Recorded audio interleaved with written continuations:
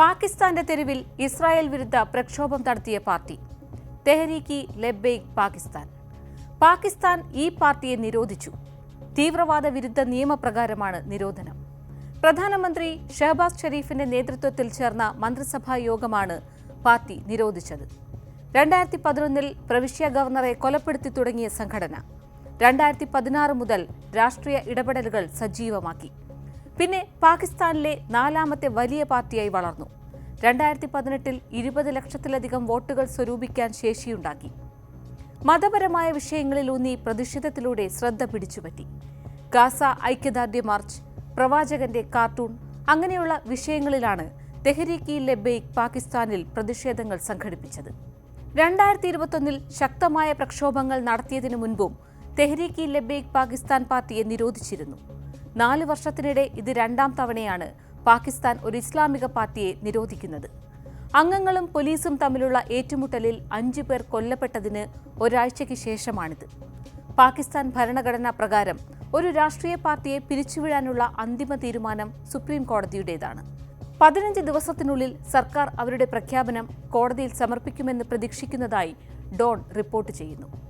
TLPയെ നിരോധിക്കാനുള്ള തീരുമാനം പ്രാദേശിക പഞ്ചാബ് സർക്കാരാണ് കൈക്കൊണ്ടത്.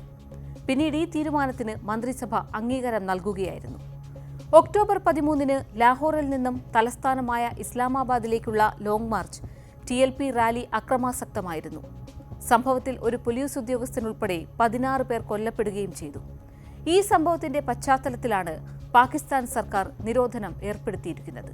TLPയുടെ ഇസ്രായേൽ വിരുദ്ധ പ്രതിഷേധ റാലിയായ ലോങ് മാർച്ച് തടയാൻ പോലീസ് ഷിപ്പിംഗ് കണ്ടെയ്നറുകളും സ്ഥാപിച്ചിരുന്നു. ഇത് എടുത്തുമാറ്റുന്നതിനിടെയാണ് സംഘർഷമുണ്ടായതും പോലീസും പ്രതിഷേധക്കാരും ഏറ്റുമുട്ടിയതും. സംഘർഷത്തിന് പിന്നാലെ TLP തലവൻ സാദ് റിസ്വി ഒളിവിൽ പോയിരുന്നു. ഇയാളെ ഇതുവരെ കണ്ടെത്താനായിട്ടില്ല. അതേസമയം ഇസ്ലാമാബാദിലെ US എംബസിയിലേക്ക് പലസ്തീൻ ഐക്യദാർഢ്യ റാലി നടത്തുകയാണ് TLP പ്രവർത്തകർ. കഴിഞ്ഞ 5 ദിവസമായി തുടരുന്ന റാലി ഇസ്ലാമാബാദിൽ പ്രവേശിക്കാനിരിക്കെയാണ് നിരോധനം.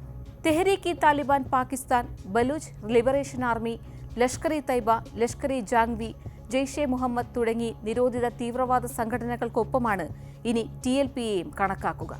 നിരവധി പ്രദേശങ്ങളിൽ അശാന്തി പരത്തിയ പാർട്ടിയാണിതെന്നും രാജ്യത്തുടനീളം അക്രമാസക്തമായ പ്രവർത്തനങ്ങളിൽ ഏർപ്പെട്ടിട്ടുണ്ടെന്നും പ്രസ്താവനയിൽ വ്യക്തമാക്കി.